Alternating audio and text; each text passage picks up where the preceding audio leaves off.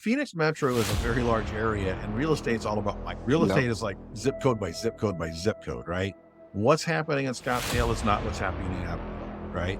And Yep. it's just those are different worlds. And Yep. so our little corner of Phoenix is its own thing. Would I go into workforce apartments in greater Phoenix in general right now? Probably not.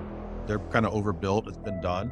Why am I doing it in Eloy? Because I got 5,000 new jobs coming in. The city told me about bringing in, right? Yeah. So I know that there's going to be a demand for that by the time we get them entitled and ready to go. Our timing works out pretty good. We're looking at 20 to 24 months to go through all the entitlements, form a revitalization district, utilities, get the developer and build them out, right? So that actually works really well. It's good timing. That's not something that I would consider doing in St. Louis because that's a saturated market in that market. So again, it's all about micro markets.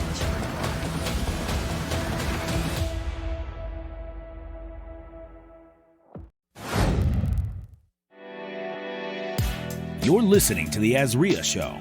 If you're looking for quality real estate investing information that you can trust, you've found it. Stay tuned and join the tens of thousands of members that have already benefited from AZREIA, your home for education, market information, support, and networking opportunities that will advance your real estate investing career.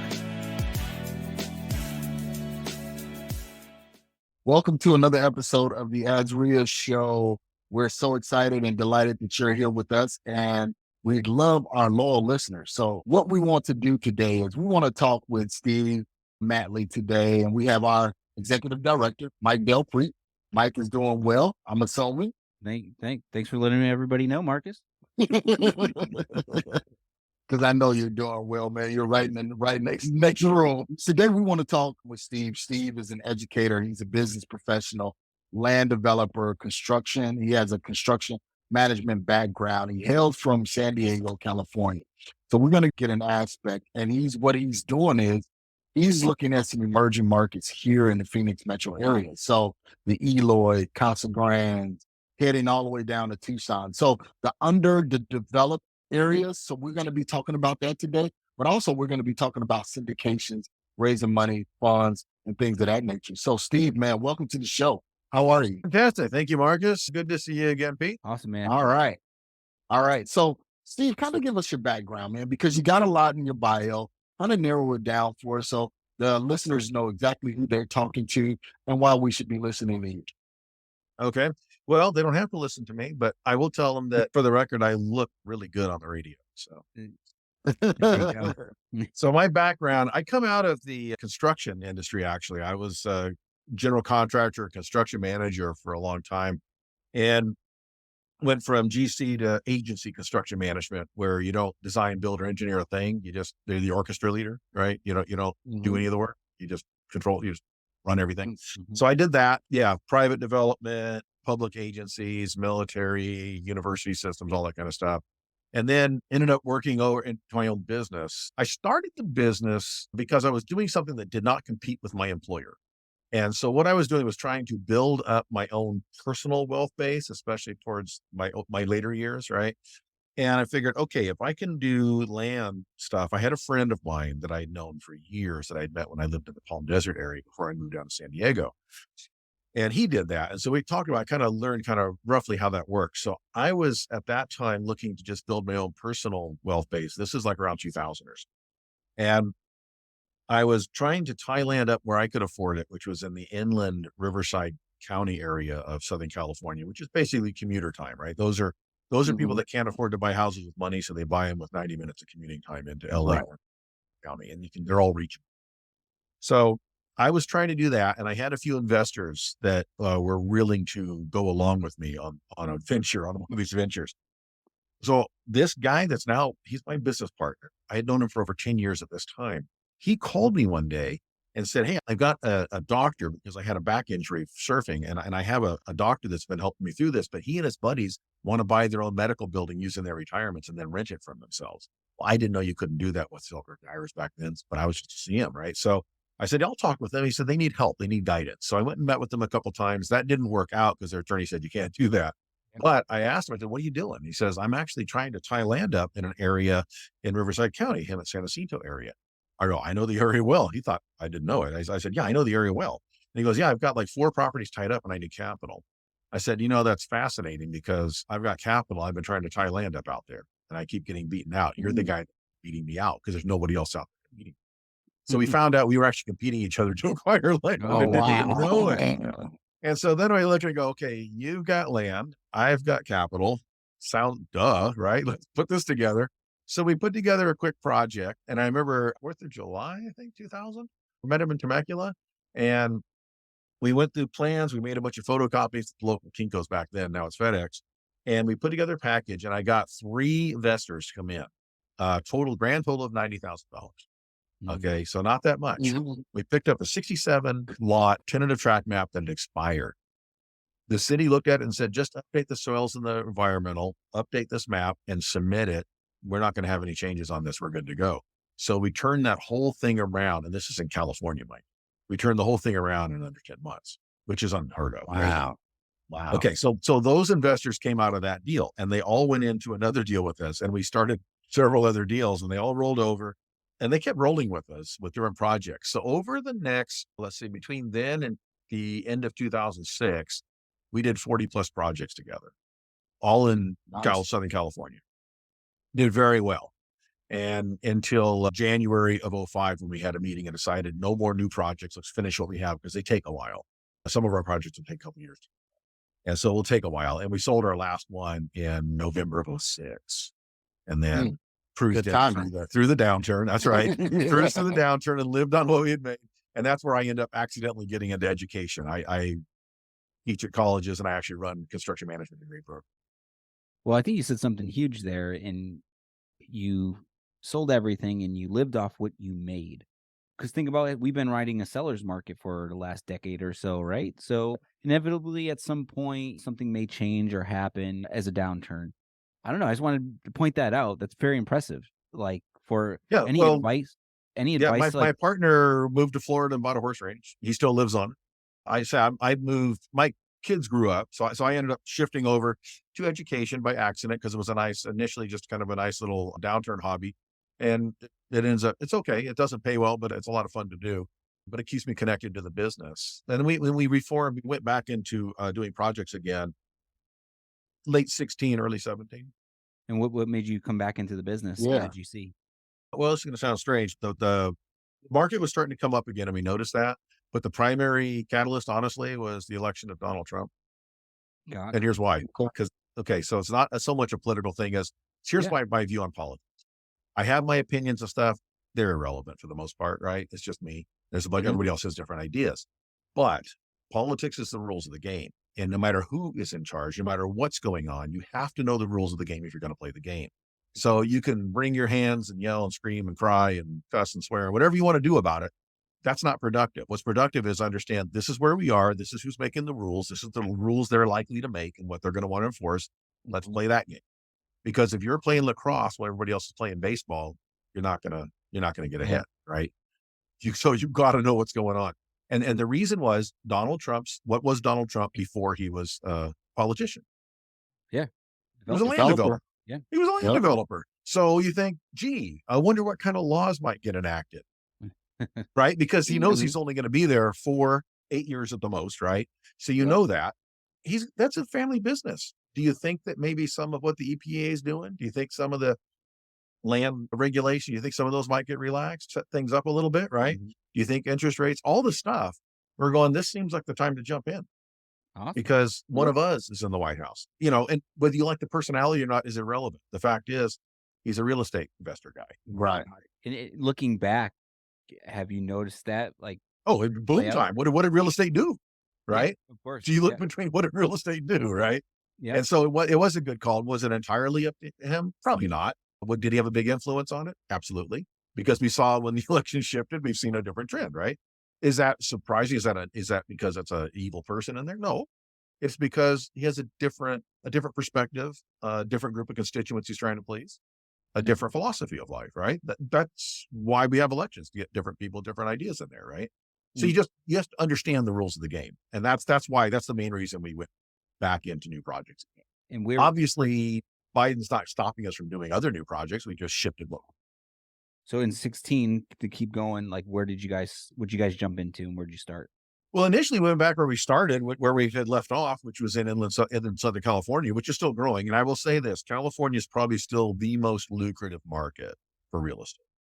But because of shifts, and remember, who's in the White House doesn't affect what's going on in the state all the time, right?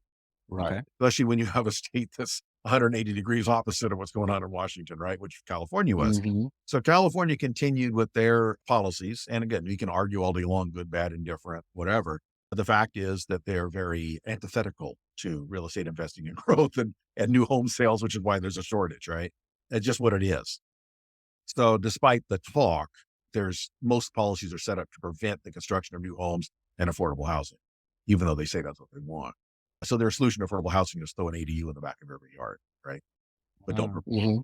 whatever. Okay, so that works. But I know a lot of investors that have done really well because that's not what we do. But I know a lot of them have done very well because of that. So California is still a lucrative market, but it just takes a long time. The rules changed in the middle of the game. Every time the legislature gets together, the governor opens his mouth, a judge makes a ruling, your friends and neighbors go to the polls and pass a referendum, the rules changed on you. And because it takes so long to get through the process, it's likely to change on you in the middle of the game.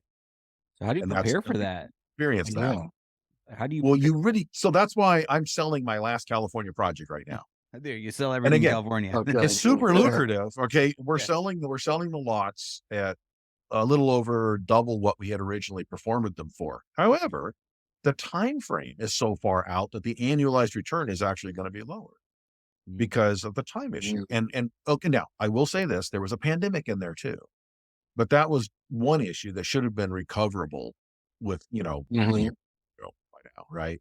But there are a lot of other things that went on. And remember, California is really sold out to the climate policy thing, which is, again, is that a good thing? Probably.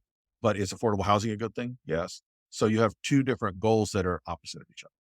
You cannot have active and aggressive climate change policy and have affordable housing currently because they're opposite agendas. It's just what it is. Wow. Aren't they going to have like no more gasoline cars pretty soon? Well, they passed that by 2035, get rid of all the internal combustion engine vehicles. And the week after, 2 or 3 days after Newsom made that ruling, he made the next ruling was you cannot charge your cars in the middle of the day because we're out of electricity. Seriously, they had a power shortage and they told you do not charge your cars in the middle. Wow. So they go, okay, so there's a disconnect there. So that's where I look at and scratch my head and say, maybe what you should have done instead of making that mandate is said, we're mandating we will have electric charging stations no more than a quarter mile apart, all up and down the state in every area, so that people will, kind of like Europe, right? Europe put the infrastructure in first, and people said, I think I'll drive electric because it seems to make more sense to me, instead of trying to mandate and force people into something and not providing the infrastructure where now I don't know where my charging stations are. I live, and they also want you to live in an urban environment. So you live in an urban environment in a building that has no plugins in the garage, and you're supposed to drive an electric vehicle. So now you've got to block out 45 minutes to an hour and a half of your day somewhere to charge your car before you go home, so it's ready for the next day. But there's no real infrastructure. I've seen the Tesla stations and they're always full with a line. There's always people waiting. I was just at one, not this weekend, the previous weekend up in, I want to say Redondo, Manhattan Beach area in LA. And I was outside of a Hilton hotel there, and there's a charging in the parking lot. And that thing was busy, packed all day long with always a few Teslas in the queue waiting to get in. And of course, the people sitting in there reading books or wherever, right? That kind of stuff. There's really no place to go there. There's the hotel and there's like a little chili burger place across the street and there's nothing else. So they're just sitting there chilling time. And I'm thinking I can swing into any number of gas stations within 3 blocks of here, fill up in 5 minutes and be out. So, put the infrastructure in. Yeah. You know what? That was a problem that was identified, right? And I was just looking at this a couple of months ago. There was a young business professional. He solved this problem in California, and he created a business around mobile charging stations for Tesla. So you can download the app and they'll come to you and charge up your Tesla. So almost like a tow truck. So they'll just come to you. So kind of like the mobile detail services and that kind of stuff. Exactly. Yeah. Exactly. Awesome. Yep. So tell us, Steve, you came from California, right? Did everything over there. Why did you come to Arizona and decide to go into the emerging markets over here in Arizona? Well, okay. So a few reasons. One, as I said, California got really difficult to work in. It just a lot of breakdown. Then again, I still live here. I like living here. The weather's great, but Mhm. it's tough to do the projects. Arizona's a natural because it's next door. And so here's our market plan. Our marketing plan is where are all the Californians running? Because there's a lot of them. And when the Yep. Californians run to a place, it's a growing market, as Yep. Phoenix knows. Phoenix has Mhm. exploded. What is the percent of Phoenix explosion that is Californians that have migrated? Probably much higher than you wished, right? Yeah. I'm sure a lot of people in Phoenix would wish somebody put a wall up between California and Arizona, right? Well, hey, even with that, a lot has changed here. We're always a solid red state, and now we're purple, right? Because Californians, they bring their bad ideas with them, right? California didn't become California because it just happened. People have Yeah. their ideas. And most people do not realize that when they're part of the problem, if they leave and go somewhere else, they still part of the problem. Still part of the problem, right? Yeah. And they never connected the dots. And so I always tell people, it's like, you poop in your pool. The solution isn't to go find another pool to go poop in next. It's to clean your pool up first, right? Love it. So Yeah. that's what they do. And California is like a little petri dish that breeds these really not very good public policy ideas. But there's an arrogance that goes with that, right? And then you move into places like Arizona, Colorado, Texas, other places, and you kind of pollute those environments, right? With those ideas. Now, does that mean that everybody that votes blue is an evil person? No, because there's a whole bunch of facets to that, right? There's more than just real estate and economic policy. I get that. Social issues and all that stuff. So yeah, you got to take the whole thing as a set. But if your problem is you don't like the policies around you and you're the person that voted for those policies directly through referendums or indirectly through representatives, or even more indirectly through representatives that appointed judges, and this is what you end up with, then that the solution isn't to get up and move to someone else's place and say, they believe the opposite of what I believe, and I like their place better. So I'm going to move in there and force my ideas on them. Right. That's not a good plan, right? So embrace it. I always think, why don't you stay here in California and let's undo the parts that we did that were wrong and let's keep the parts we did that were right. Yeah. What California did, the LA air is much cleaner than it was when I was a kid. That's something they did right. Mm-hmm. You can actually breathe up there now. So coming So to we moved into Arizona because it was easier to work in, right? And again, emerging market. Phoenix is still the fastest growing metropolitan area of the country. It has been for quite a while. It just doesn't seem to want to stop. And now I don't care what people say about water or anything else. It's not stopping, right? So, so Phoenix was a natural. It's also close proximity. I mean, I can fly to Phoenix in 45 minutes. I can drive to Phoenix in about 6 months, right, to where I'm going. Yeah, I'm on the far end. I'm on the far southeast end.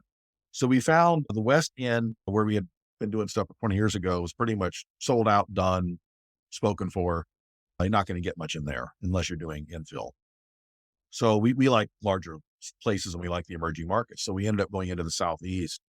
I like Casa Grande a lot, but they have some water. They don't have a lot of water to share. We found the city of Eloy to be one that was kind of looked over. We went into Eloy and said, this is, so we were doing a project here in a city called San Jacinto in California. And we looked in there and said, this is San Jacinto circa 90. Nobody's discovered it. It's going to explode. And it's got neighboring cities that are growing. They're going to force that. We watched what was going. Casa Grande exploding. Coolidge has been growing. There's the Lucid plant. There's the Nikola plant. Both of those are expanding. And then the city of Eloy, to their credit, they kind of shifted to a very pro-growth standpoint. I think they kind of watched what was going on and realized that they were caught sleeping. And so they went out and they brought in a U.S. gypsum plant. They're bringing Gamble in. They're out aggressively finding more large employers. And it's a chicken and egg thing. When we go into market, we look and say, okay, if we put houses, apartments, whatever here, where are the jobs? On the other hand, the large employers come in and they look at an area and say, if we were to build a plant here, where do the people live? Right. So you need the housing for the workers, but you need the jobs for the housing. And both of them have to happen first. So you got a chicken and egg situation going on there, right?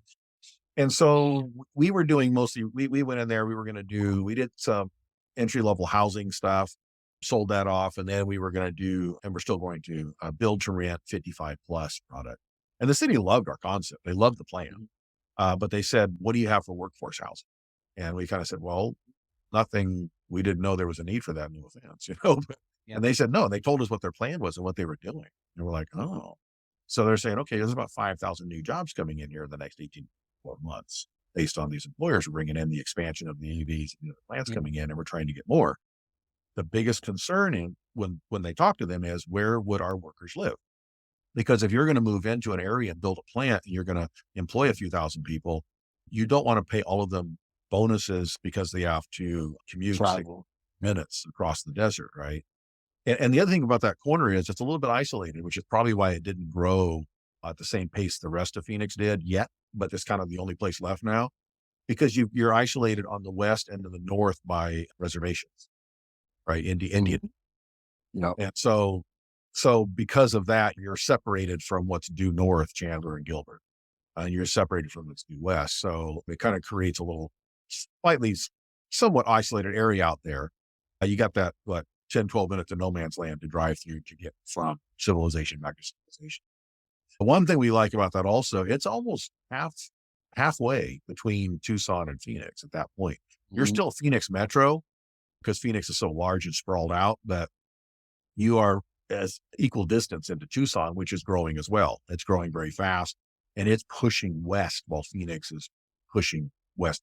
Well, Phoenix is pushing every direction. They're getting hemmed in by the mountains north. They're getting hemmed in by the border to the south and all the Indian reservations.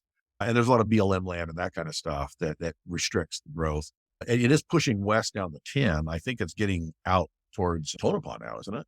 Yeah. Kind of pushing all the way out there, which used to be in the Tules. That was nowhere land out there. And you were still a long haul to get into civilization. Now it's just on the outskirts. And we're seeing that then on the southeast end. We're seeing that too. We've seen a lot of growth in that area. So that's why we're in Phoenix. We also moved into the Texas and Florida as well. But again, we go where the Californians root. So what are you doing in Eloy? Several projects. So the first thing we did was 106 acres, about 285 home sites that were single family. But remember, we went in there several years back.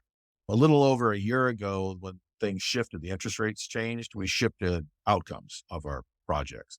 The reason being, land is a blank slate. Once you're have a building, you have a building. And there's some things you can do to retrofit it, but basically you got that kind of a building.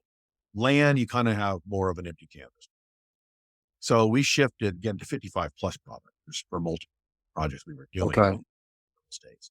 Because when you have Californians that are moving into states, they're selling houses for $1.5 million that they bought for $350,000. They don't care about the cash, right? So we were also building build to rent senior housing, which is really for seniors that won't have the down payment to buy a house. These are probably seniors that didn't own real estate where they came, and so they didn't have that big appreciation. So they're living on their pensions or whatever, and so it's build to rent, and they were an affordable rate, basically entry level type rental rates. And we even designed them with dual master suites so that 2 single seniors could share a place and cut their rent even further. We looked at it as we developed this concept, one, because we felt there needed to be a very humane way to house seniors that did not have money, could not afford, or didn't want the Del Webb lots. 2, we saw the COVID prisons that occurred, all those senior homes that became prisons, right? You couldn't see your family. You were locked in. You got a little 250 square foot of room that was supposed to be mitigated by the common areas that you're not allowed to access. You can't go out and get fresh air or anything like that stuff. What a horrible thing. So this provides them a place where it's affordable, it's rentable, and that's obviously for independent living, but they have their own 4 walls and their family can come visit. They can quarantine in their own house if they want, and they can still go on the porch and breathe, right? They can step out and into the yard. And that was our idea. So it's park-like setting. So we did that. And then we got into the workforce apartments because the city asked us, what do you have for workforce? And we said, well, if the idea is to have the maximum number of workforce units that we can in order to help your economic development department impress potential large employers, then apartments are the way to do that. There's already houses being built by some other people centers down there and some other companies. So we figured, let's look at apartments. And so they said, yeah, that's a good idea. And we figured that's also, most people moving in for the job specifically are probably transitory, which is going to go into apartment. And they're going to live there for 1 or 2 years until they buy a house. And And so that's a good thing for them to have. So we're looking at garden style apartment complexes. So we have 2 of those going on just north of downtown. And of course, you've been out there, I assume. You Yeah. drive a little main street, it kind of looks like that town from the movie Cars, right? Like Yeah. forgotten sort of thing, right? But that's what's on the surface. But underneath, there's a lot of stuff going through the process, not just by us. There's a lot of people out there. When I say commercial, I mean the job creators, Yeah. manufacturing. Okay. So what are you Um, seeing in the next couple of years happening in Eloy? Well, assuming that all those manufacturers come online like they're planned, and they should be. I say gypsum, the U.S. gypsum's already under construction. Procter & Gamble's breaking ground pretty soon here, and I've seen both the EV plants expansions. I've seen them, what's going on. So those jobs will come in. That'll create that base. Well, what happens when you get the workforce in, they're going to be in the apartments, and then before too long, they're going to be eyeballing, because they have good paying jobs. They're going to be eyeballing buying a house, and that's going to put pressure on the entry level houses as well. And so then, and I think that's going to encourage more larger developers to come out. We saw this in Marion County, Florida as well. Ocala, we saw the same thing happen where 6, 7 years ago, Ocala was a bedroom community where everybody commuted out to Orlando, Gainesville, Fort Lauderdale, work. Now, 65% of their workforce commutes in, because employers have come in, large distribution centers have come in, and they don't have enough local housing to house them. So people are commuting into those jobs. Those are good paying, kind of higher end blue collar jobs, right? So, and they pay very well. And Ocala, that happened because somebody did the math and figured out it was almost halfway between Miami and Atlanta. And they looked at where you could reach in a 10-hour drive. 10 hours is the magic number, right? Because driving time, and you could get all the way to Mississippi or up into North Carolina, right?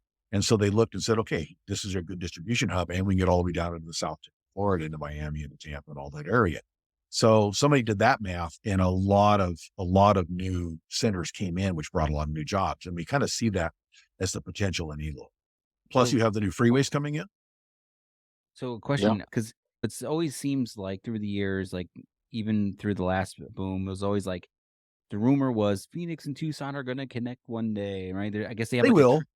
yeah, exactly. Well, I've been hearing this for 30 years ago. So, but like, I think there's a train system now running from Phoenix to Tucson of some sort, or is being proposed. Being proposed, yeah. Yep. Looking at building it in, yeah. But so that's what I say. So like Casa Grande's always was supposed to blow up, right? And it has to some degree, not to its full potential yet. Yeah. So I was wondering. So do you see more positive signs in Eloy than we've heard from Casa Grande over the years? Well, say Casa Grande is still in a good position. It's just that they don't have enough water. They kind of went through their water designation, right? So that means they have to shift. They have to shift what they're doing, because there are certain ways different products require water assurance and some don't. All right. So like apartment buildings, you have to provide a water assurance for that year. Like that's just rules, right? Again, know the rules, play the game by the rules, right? Right. That's why we're looking at build to rent as opposed to sale, because that rules. What would you have for like the average AZREIA member, right? So you're developing big projects, right? So the average newer investor or seasoned investor that has a handful of rental properties and stuff. What are some pieces of advice you can give someone about going into Eloy? So it would depend on how active and how passive they want to be is one thing, and then what level of money they want, and of course their risk tolerance. So everything's that's the caveat up front. One of the easiest ways is to get in with groups like us, not necessarily us, but other people like us doing similar things, where you can, with as little as $25,000, get into a syndication that's doing projects, right? So you don't have to then know everything about the area. You don't have to be the expert, your partner. I'm a big fan of the money partners with the expertise. Yeah. And both win, right? Both win.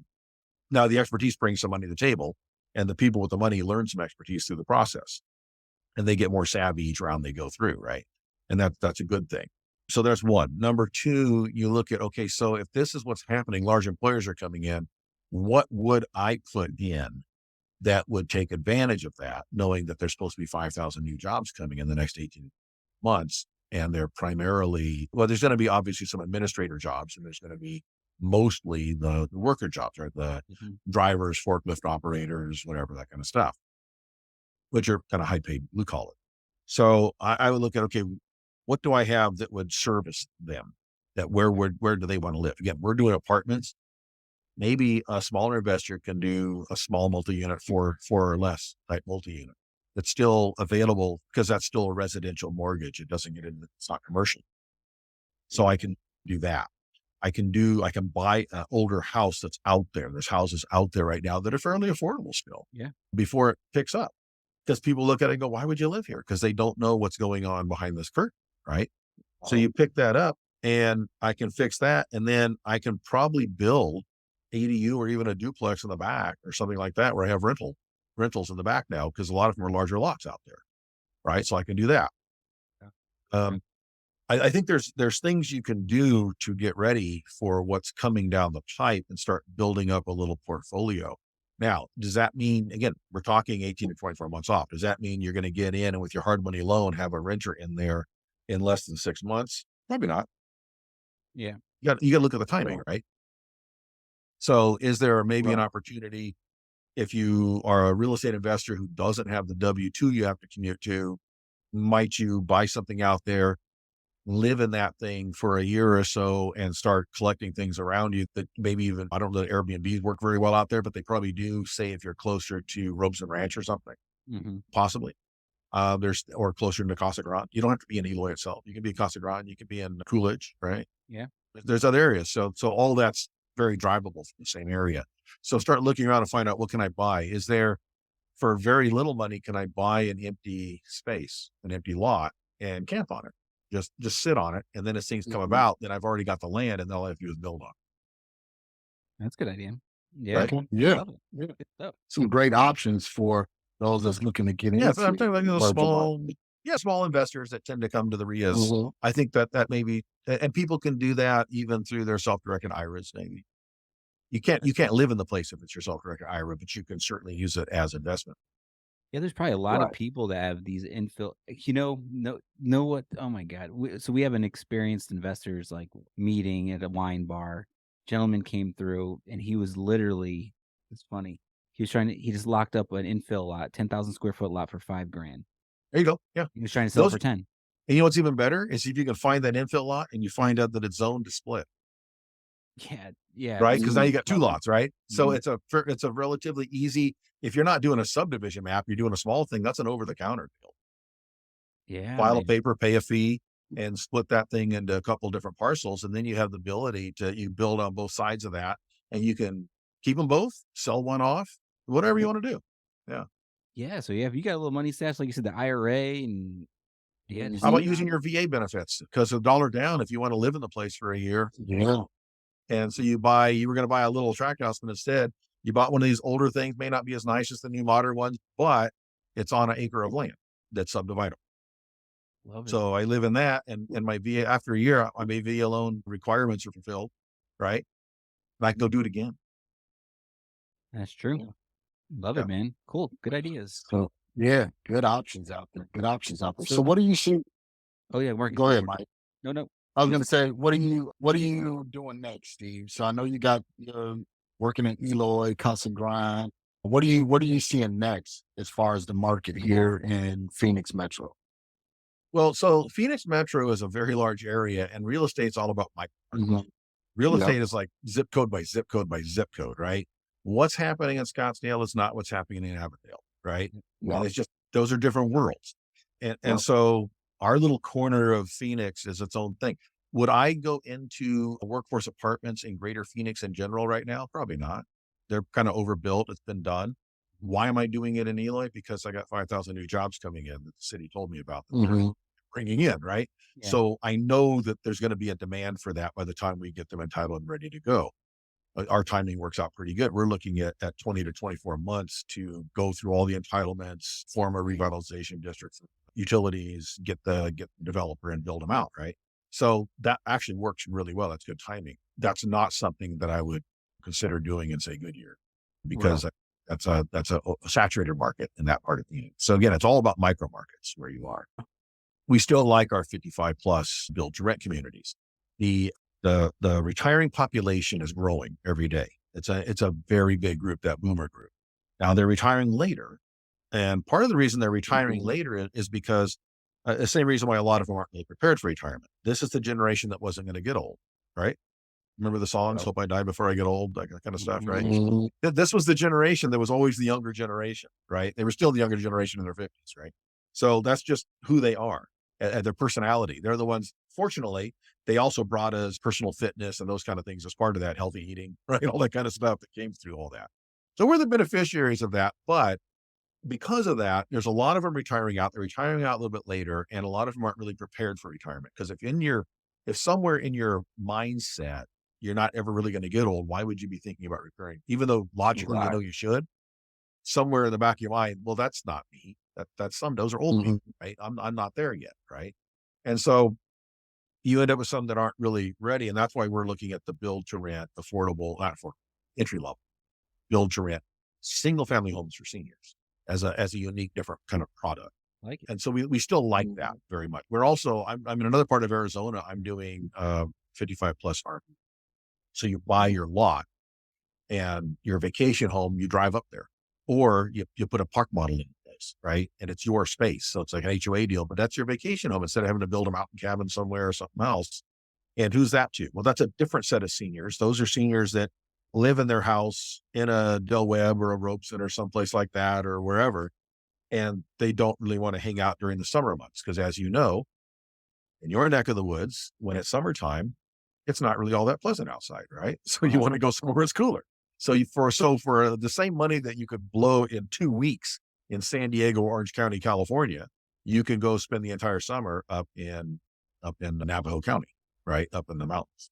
And so we're doing that up there fairly large for that, again, because that's a growing demographic with a need. So we How go big where is the that market study project? tells us. How's that big? How big's that project? How many RV pads and everything you guys do? So I've got basically there's 4 projects in the whole deal. It's 307 acres. We've got 350 RV, 55 plus RV sites Mhm. with a commercial strip attached to it on the main road. Then there's another commercial strip on the opposite side of the road that we'll probably just keep. There is those build to rent senior homes. There's Mhm. a complex of those going into that in a smaller area. And then we have another area in there that's going to be more the individual lots or not necessarily age restricted.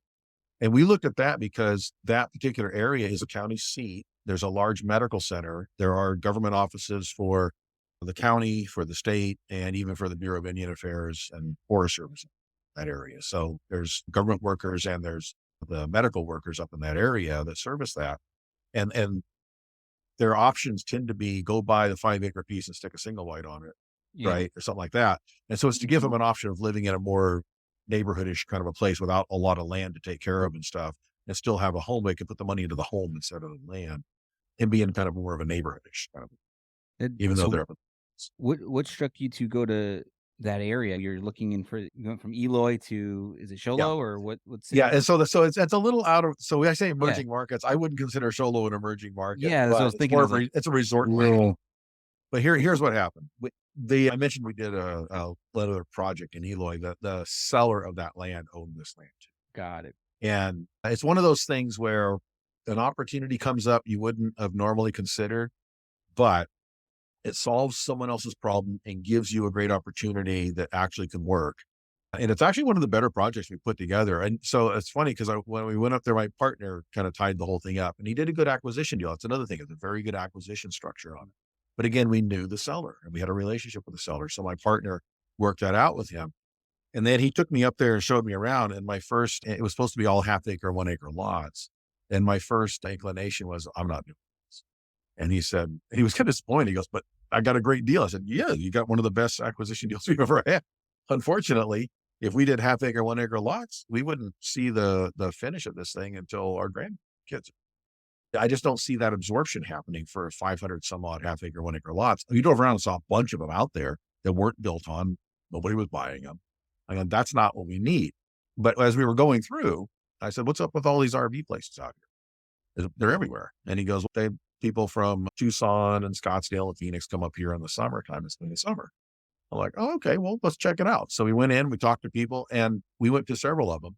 And the level of amenitization didn't seem to make a difference. I mean, we went to one that was gravel, a concrete slab, a picnic bench, and some utility hookups, and that's it. I mean, there is no amenities whatsoever. That was it. And we went to others. We went to another one that had pickleball courts and a clubhouse and pools and all kinds of stuff, all pitch and putt golf course, everything, right? It's got the whole deal. It didn't matter. All of them were full with like a waiting list going on like a year. Wow. Whether they were rentals or sales. I'm going, okay, it sounds to me like that looks like where the market is, but I don't like to do things on anecdotal evidence. So we did commission a market study, and the market study came back and said that would in fact be the highest. So the majority of that property is in fact that 55 plus RVs. Is it a commission market study? Yeah, so we commissioned we hired someone to do a market study. So we hired and said, here's our piece of land, here's where we're doing it. Tell us what you think is the highest and best use of anything you do. And they came back and said, honestly, 55 plus RV is the way to go. Like it. That's great. Yeah. Man. And we said, okay, so that sounds like that's good validation, right? Right. Everybody likes to be validated. Love it, man. Well, shoot, man. Well, I feel like we can keep talking for another 4 hours. We got a lot in that brain. I'm happy to. Yeah. We're at that above 40-minute mark. We usually wind down at this point. So yeah, maybe we could have you on again or something. Sure. So, always plenty to talk about. Yeah, man. How do we get in touch with you? Any final parting words? My company website is, my company's Coast to Coast Equities. We're a Florida-based C corporation, even though 2 of the 3 partners live in California for now. I know I can't retire here, but I'm enjoying it while I can. Every day I look outside, I'm thinking, I got to be here at least one more day, right? Nice weather, right? I always tell people my relationship, because I live in San Diego. If I lived in, Barstow, it'd be different. I live here in San Diego, which it's almost perfect, right? And I tell people, because of that, my relationship with California is like being in a relationship with a high maintenance, spoiled, rotten, completely abusive woman who is so beautiful you can't get yourself to leave. You should, but you just can't get yourself to do it, right? Yep. So I put up with the taxes and the regulations and all the funny laws and those kind of things. Tell you what to drive, tell you you can't have a grocery bag, tell you how to separate your trash, all the kind of stuff. It's coming your direction, by the way, just so you know. So yeah, so Coast to Coast Equities, it's coast-2coast.com, coast2coast.com. And you can find stuff. Now I will say it's a little bit outdated because I'm really bad as a webmaster, but the basic information is you can find out who my partners and I are and some of the stuff we're doing. My email is the same. It's just smatley, SMATLEY at coast-2coast.com. You're welcome to email me and ask for information. Always happy to talk. I do speak at some of the REIs. I'm actually speaking this weekend at an event in San Diego called Fire Up Live. Cool. I'm speaking on what I do. I'm speaking on why we do what we do, the land stuff, things. And I'm doing a real estate mastermind on the Sunday, that event. So they can catch me on those. And I will say also, I'm on KCAA radio, which is out of LA area. This Thursday at 3:00, actually, you know who's on the episode? Who's that? Mike Del Prete is on this radio show. And we're going to hear his side of the story because I interviewed him on my show. So check that out at 3 p.m. Thank you. KCAAradio.com. You can catch that live broadcast or it'll be archived. And after that airs, it'll go up onto Roku, Amazon Fire, and Android on the Building Solid Editions channel. Great. And Excellent. So yeah, so that's how people can find me and what I'm doing if they have any interest in it. Love it, man. Yeah, wealth of knowledge, man. I got a whole page of notes here. Just yeah. Well, good, because there's going to be a test. Yeah, there's going to be an exam. So. Love it, man. Yes, there you go. So yeah, man, Steve, thanks for being here, man. Everyone, you got his information. Reach out to him. Yeah. Marcus, you want to wrap it up? Anything you want to say?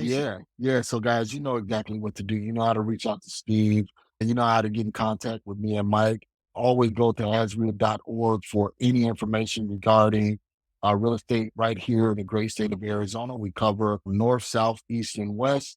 So we definitely have you covered. So feel free to let us know exactly what you're working on. You can email us, you can reach out to us, but most importantly, come to one of the dozens of events that we hold every month here at AZREIA. So again, go to AZREIA.org/calendar. If you're looking for a specific real estate niche that you want to get into right here in Arizona, we definitely have classes for you. So feel free to give us a 5-star review on the podcast. Let us know how we're doing. Let us know how Steve did. That way we can bring the content to you that you really, really need, push your investment career down the road. So with that being said, I'm Marcus Maloney.